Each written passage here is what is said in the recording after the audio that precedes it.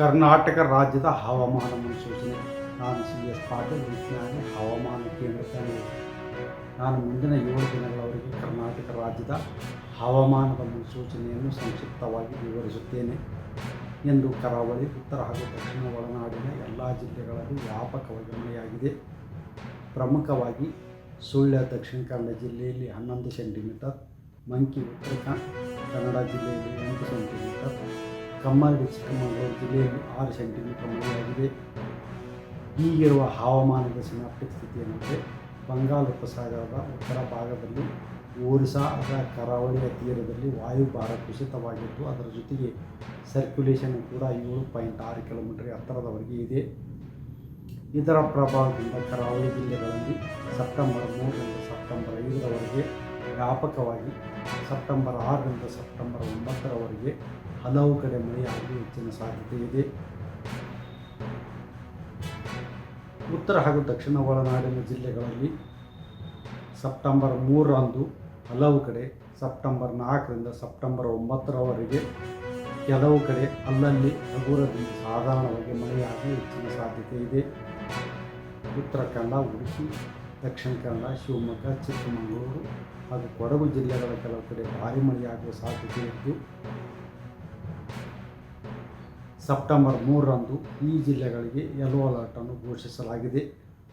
ಮಳೆಯ ಜೊತೆಗೆ ಗಾಳಿಯ ವೇಗ ಪ್ರತಿ ಗಂಟೆಗೆ 40ರಿಂದ 50 ಕಿಲೋಮೀಟರ್ ಹೆಚ್ಚಿನ ಸಾಧ್ಯತೆ ಇದೆ. ಬೆಂಗಳೂರಿನಲ್ಲಿ ಸೆಪ್ಟೆಂಬರ್ 3 ಹಾಗೂ 4ರಂದು ಹಗುರದಿಂದ ಸಾಧಾರಣವಾಗಿ ಮಳೆಯಾಗಿ ಹೆಚ್ಚಿನ ಸಾಧ್ಯತೆ ಇದೆ.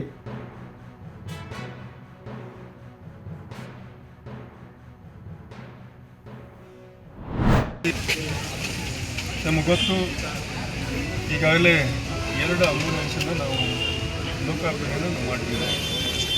ಒಂದು ಸ್ಥಳೀಯ ಶಾಸಕರ ಅನುದಾನದ ಅಡಿಯಲ್ಲಿ ಕೊಟ್ಟಿರುವಂಥದ್ದು, ಇನ್ನೊಂದು ನಮ್ಮ ಕೈಗಾ ಪವರ್ ಗ್ರಿಡ್ ಅವರು ಕೂಡ ಒಂದು ಆಂಬ್ಯುಲೆನ್ಸನ್ನು ಕೊಟ್ಟಿದ್ದಾರೆ. ಪೂಜೆ ಮಾಡಿ ನಾವೆಲ್ಲರೂ ಕೂಡ ಭಕ್ತಿಯಿಂದ ಇದನ್ನು ಹಾಸ್ಪಿಟಲ್ಗೆ ಈ CC ಆಂಬ್ಯುಲೆನ್ಸಲ್ಲಿ ಬರೀ ಆಂಬ್ಯುಲೆನ್ಸು ಬರೀ ಆರ್ಡಿನರಿ ಆಂಬ್ಯುಲೆನ್ಸ್ ಆಗಿರಬಾರ್ದು, ಅದು ಫುಲ್ ಫ್ಲೆಜ್ಡ್ ಆಂಬ್ಯುಲೆನ್ಸ್ ಆಗಬೇಕು ಅನ್ನೋಂಥದ್ದು ನಮ್ಮ ವಿಚಾರ ಇತ್ತು. ಡಾಕ್ಟ್ರು ಕೂಡ ಅದೇ ಥರ ಹೇಳಿದ್ರು. ಆ ರೀತಿಯಲ್ಲಿ ಇವತ್ತು ಒಂದು ಪೇಷೆಂಟನ್ನು ಇಲ್ಲಿ ಆಗಬೇಕಂದ್ರೆ ಬೇರೆ ಹಾಸ್ಪಿಟ್ಲಿಗೆ ಒಯ್ಯುವಾಗ ಎಲ್ಲ ಮಧ್ಯದಲ್ಲಿ ತೊಂದರೆ ಆಗಬಾರ್ದು ಅನ್ನೋ ದೃಷ್ಟಿಯಲ್ಲಿ ಆ ಪೇಷೆಂಟ್ಗೆ ಬೇಕಾಗಿರ್ತಕ್ಕಂಥ ಎಲ್ಲ ಸೌಲಭ್ಯಗಳು ಆಂಬ್ಯುಲೆನ್ಸಲ್ಲಿ ಅಳವಡಿಸಿರುವಂಥದ್ದು. ಅದರಲ್ಲಿ ಈಗಾಗಲೇ ಡಾಕ್ಟ್ರ್ ಅದ್ರ ಬಗ್ಗೆ ಸಾಕಷ್ಟು ವಿಷಯಗಳನ್ನ ಪ್ರಸ್ತಾಪ ಮಾಡಿದ್ದಾರೆ. ಆ ಆಂಬ್ಯುಲೆನ್ಸು ಕೂಡ ಇವತ್ತು ನಮ್ಮ ಪವರ್ ಗ್ರಿಡ್ ಅವರು ಏನು ಕೊಟ್ಟಿದ್ದಾರೋ ಅದು ಈ ರೀತಿಯ ಸವಲತ್ತು, ಸರ್ಕಾರ ಕೊಟ್ಟಿರ್ತಕ್ಕಂಥ ಸವಲತ್ತನ್ನು ಸರಿಯಾದ ರೀತಿಯಲ್ಲಿ ಸಾರ್ವಜನಿಕ ತಗೊಳ್ಳಿ ಅಂತ ಹೇಳೋಕ್ಕೆ ಇಷ್ಟಪಡಲ್ಲ ನಾನು. ಅಂಥ ಪೇಷೆಂಟ್ ಕಂಡೀಷನ್ ಆ ಥರ ಇದ್ದಾಗ ಅವರಿಗೆ ಇದರ ಉಪಯೋಗ ಸಿಗಲಿ, ಪ್ರಾಮಾಣಿಕವಾಗಿ ಸಿಗಲಿ, ಆ ಪೇಷೆಂಟ್ಗಳು ಇದರ ಉಪಯೋಗನ ಪಡೀಲಿ ಅನ್ನೋ ವಿನಂತಿನ ಮಾತಕ್ಕೆ ಬಯಸ್ತೀನಿ. ₹1,00,000 ಈ ಆಂಬ್ಯುಲೆನ್ಸ್. ಇದಕ್ಕೆ ನಾನು ಕೇಳಿದರು, ಇದಕ್ಕೆ ನಾನು ಮೊದಲು ಈಗ ಆಂಬ್ಯುಲೆನ್ಸ್ ಬೇಕಂದಾಗ 108ಕ್ಕೆ ನಾವು ಫೋನ್ ಮಾಡಿ ತಗೊಳ್ಬೇಕನ್ನೋ ಅವಶ್ಯಕತೆ ಇದೆಯಾ ಅಂತ ಕೇಳಿದ್ರು. ಅದು ಆ ಥರ ಇಲ್ಲ. ಇಲ್ಲಿ ಏನೇ ಇದ್ದರೂ ಕೂಡ ಇಲ್ಲಿಂದ ಪೇಷೆಂಟ್ ಇಲ್ಲಿಂದ ಹಾಸ್ಪಿಟ್ಲಿಗೆ ಬಂದ ನಂತರದಲ್ಲಿ ಇಲ್ಲ ಕ್ರಿಟಿಕಲ್ ಪೊಸಿಷನ್ ಇದ್ದು ಇನ್ನೂ ಅಪ್ಪರ್ ಗ್ರೇಡ್ ಆಸ್ಪತ್ರೆಗೆ ಹೋಗಬೇಕಾದ್ರೆ ಇದು ಉಪಯೋಗ ಪಡೆಯುತ್ತೆ.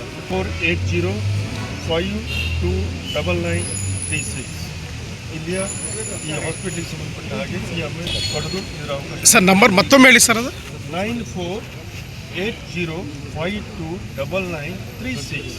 ಇದು mobile number. Land number 08384229936.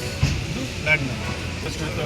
Dinesh Gundu Rao ಕೂಡ ಬಂದು ಅದು ನೋಡಿ ಪರಿಶೀಲನೆ ಮಾಡಿ ನಮ್ಮ ಬೇಡಿಕೆಯನ್ನು ನಾವು ಇಟ್ಟಿದ್ದೇವೆ. ನಮಗೆ ಮಲ್ಟಿ ಸ್ಪೆಷಾಲಿಟಿ ಹಾಸ್ಪಿಟ್ಲ್ ಬೇಕು ಅಂತ ವಿಚಾರವನ್ನು ನಾವು ಮುಖ್ಯಮಂತ್ರಿ ಮತ್ತು ಮಂತ್ರಿಗಳ ಹತ್ರ ಇಟ್ಟಿದ್ದೀವಿ.